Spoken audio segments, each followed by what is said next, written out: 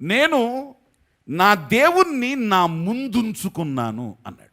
నా ముందున్న దేవుని మీద గురి నిలుపుతున్నాను అని తెలుగులో ఉంది. కానీ సరైన కరెక్ట్ మాట ఏమిటంటే, నేను నా దేవుణ్ణి ఏం చేస్తున్నాను? నా ముందుంచుకున్నాను. నా దేవుణ్ణి నేను ముందుంచుకున్నాను అన్నాడు.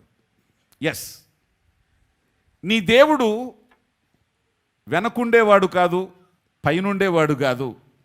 నీ దేవుడు నీ ముందుండేవాడు. దావీదు తన జీవితంలో ఇది ఒక అనుభవం. నా దేవుణ్ణి నేను ముందు పెట్టుకున్నాను.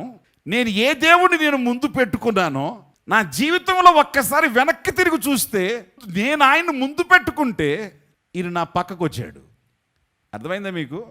నేను దేవుణ్ణి ముందు పెట్టుకుంటే ఈ దేవుడు ఏమో నా ప్రక్కకు వచ్చాడు. ఆయన ఏమంటున్నాడంటే, ఈ దేవుడు నాకేమయ్యాడు? నా కుడి పార్శ్వమున ఉన్నాడు. Do you know what is this meaning? నా దేవునికి నేను ఫస్ట్ ప్రయారిటీ ఇచ్చి, నేను లోకాన్ని చూడకుండా, ఆచారాలను ముందు పెట్టుకోకుండా, అవకాశాలను ముందు పెట్టుకోకుండా, నా కోరికను నా ఇచ్చని నేను ముందు పెట్టుకోకుండా, వాటిల ప్రకారం నేను నడవకుండా, నా దేవుణ్ణి ముందు పెట్టుకొని, దేవుని వాక్యాన్ని ముందు పెట్టుకొని, దేవుని ప్రాధాన్యతను ముందు పెట్టుకొని, దేవునికి ఇచ్చిన అవకాశాన్ని నేను ముందు పెట్టుకొని నేను ముందుకొస్తే, ఆ దేవుడు ఏం చేశాడంటే ప్రక్కనకు వచ్చి కూర్చుని నాకు సపోర్టర్గా మారాడు ఆయన. దేవునికి స్తోత్రం. ఇప్పుడు అర్థమైంది మీకు?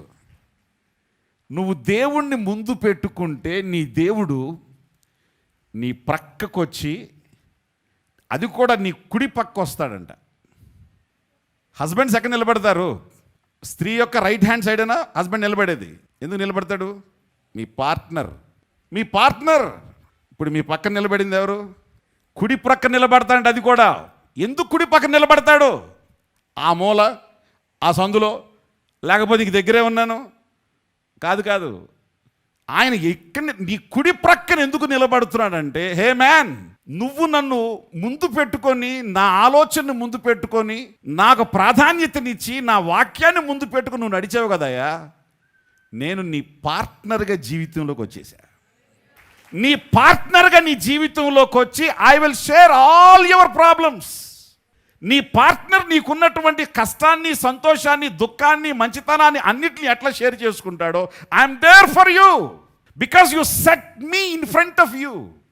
నీకు ముందు నన్ను పెట్టుకున్నావు కాబట్టి ఆయన అన్నాడు, నేను దేవుడు ముందు పెట్టుకుంటే ఈయన నా కుడి పార్శ్వమున నిలిచాడు.